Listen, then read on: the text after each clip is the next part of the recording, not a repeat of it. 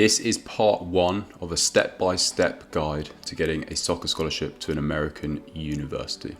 So it's going to be easier if I take you onto my laptop and show you the step-by-steps of what to do, as some of this is going to need some research and a bit of work from you. And so let's jump straight into my laptop. So the first part of this is researching universities, and this is the most important aspect of probably the whole journey of getting a scholarship over to the States, because where you end up and the university you go to will have the biggest impact on your experience, how well you do, whether you enjoy it, and loads of other factors. So the things you need to think about here are what division do you want to play at, and you need to be really realistic in your expectations and where you want to play. It's all very well wanting to be at a top Division 1 school, but if you're not playing at a high level in the UK or in Europe, wherever you're from, then it might be unrealistic to expect to go to a top D1 school. Now there's over 200 D1 schools and over 200 D2 schools, so there's a huge amount to choose from. And so looking at and deciding what division you want to play at is important. The location is also so important. You need to think about whether you want to be in a city, whether by the beach, if you want to be on a campus, non-campus, in the middle of nowhere, rural, those kinds of things. You need to think about what you want. The size of the university as well. How big the university is going to affect your life outside of the sport. So the bigger the university, typically the lectures are going to be bigger, less, one-on-one time with professors, things like that. And then also potentially the experience you have outside of football and classes, nightlife, things like that. The size of the university is going to play a big part. The style of play that the team plays is obviously going to affect you. If you're a type of player that needs to play very technical, short, passing football, the smaller size player, then going to a very direct, large team is not going to be beneficial for you. You're probably not going to play maybe. Again, you need to have a look at the coaches and players on that team. If it's some teams recruit heavily in Europe and the UK and have an assistant coach that's English. And so if this is the case and that's something you want to go into, then that's the kind of research you need to do. Likewise with the sort of connections that universities has, you can find a lot of this online, is what connections they have. Have players gone to certain teams in the past? Is there a connection with pro clubs? All that kind of thing. And then also the degree offered. There's no point doing all of this, finding your university, but yet you want to do a specific kind of degree and that university doesn't offer it. So you need to think about that. And as I said here at the bottom, is you need to create a list of exactly what you want and then go and find universities that arrange with that list. So for example, with me, when I went out to the States, I wanted to go to a Division 1 university. I wanted to be in a big city or by the beach. I wanted a big, large university with lots of students. The style of play I wasn't really too bothered by.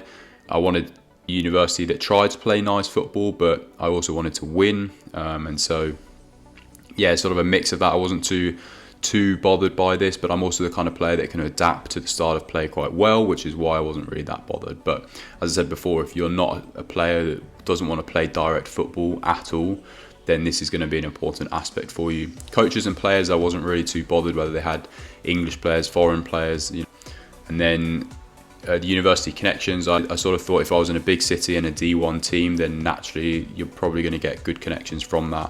And then the degrees offered, I just wanted to do a business degree. So as long as there was a standard sort of business degree, I was happy with that. So that was my list, and that was really important. If a university didn't tick those boxes, then I wasn't really interested in it. If it wasn't in a big city and by the beach, I did not want to go there. And it had to be D1 as well. So having that list meant that the chances of me then picking a university within that list that I enjoyed was really high, which is an important aspect for this.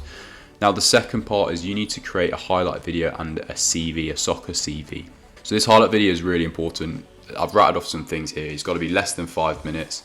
You've got to showcase that you think you are as a player and how you best are, and showcase your best bits. Really important with this is make sure your best bits are right at the beginning of the video, because most managers will decide in the first 30 to 40 seconds if you're a good player and if they're going to watch any more.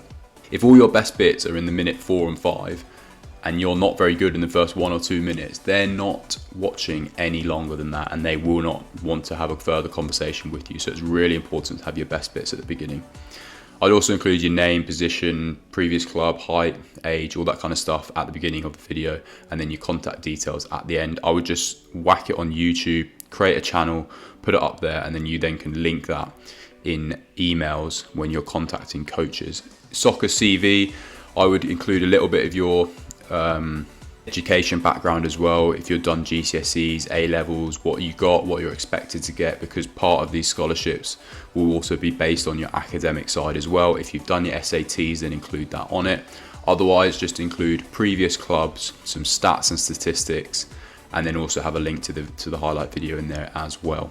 Next stage is contacting coaches, and all of this information is available online. And what you're going to do is you're going to get those list of universities that ticked your boxes in the first part, and you're then going to go onto their websites and find the contact details of all of these coaches, and you're going to email them, including your CV and highlight video with a specific email. Now, this is also obviously a really important aspect of it.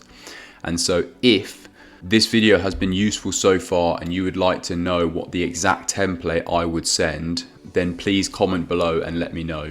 And in the next video, in part 2, I will do a video explaining exactly what you need to put in that email, and you can literally just copy and paste it to the different college coaches. So as I said at the beginning, there is going to be a part 2 because I don't want these videos to get too long. So in part 2, I can show you exactly what to do and how to research these universities that I was talking about right at the beginning. I can also show you how to create that CV and highlight video, and then also how to contact coaches. So if this is something that you'd like me to do, then please comment below. Make sure you subscribe as well so that you do not miss the next video.